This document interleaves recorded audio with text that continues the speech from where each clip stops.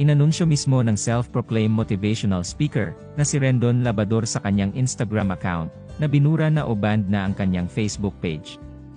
Tuluyan ng binura ni Facebook ang kanyang account ngayong September 7.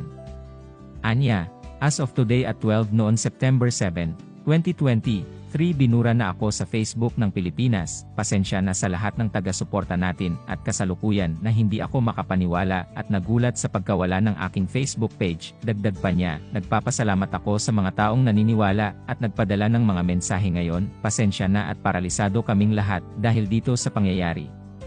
Matatandaan na noong nakaraang linggo lang ay ibinahagi pa ng kontrobersyal na influencer na at risk na ang kanyang FB page dahil sa sunod-sunod na violations at reports mula sa netizens na gigil sa kanyang pambabash at pangyenjaalam sa bawat pinag-uusapang issue na ang kadalasan ay panay ang bash sa mga involved na personalidad.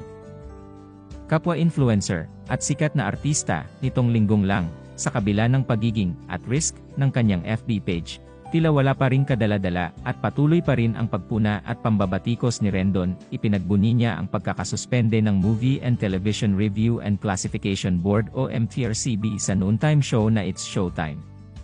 Hindi nag-aksaya ng oras si Rendon Labrador sa pagtugon sa balitang pinatawa ng MTRCB ng suspension ang It's Showtime. Nagbahagi ito sa social media upang ipahayag ang kanyang mga saloobin. Anya, record-breaking suspension a TV show ever received. Congratulations Vice at Ion. Dagdag pa niya, 12 days staycation is awarded to It's Showtime. Nanalo ang boses ng bayan. Itigil ang kahayupan sa SOC, hindi. Maraming salamat sa MTRCB. Super good job po sa inyong ahensya. Madam Lala Soto, salamat po sa napakagandang aksyon. Magkakasundo po tayong lahat sa pagprotekta ng kabataan laban sa mga kalaswaan. Congratulations Vice and Ion on this new milestone. Bago tuluyang nawala ang nasabing FB page, may panibagong pagpuna na naman si Rendon kay FPJS, Batang Quiapo lead star at direktor na si Coco Martin na mapapanood din sa kanyang Instagram account.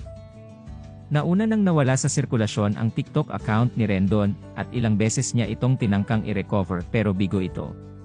Sa kanyang Facebook post, ipinakita ni Rendon ang mensaheng ipinadala sa kanya ng TikTok, na nagsasabi na talagang gumawa siya ng mga bagay na labag sa mga alituntunin ng komunidad ng platform. We've reviewed your appeal and found that your account violates our community guidelines and cannot be restored.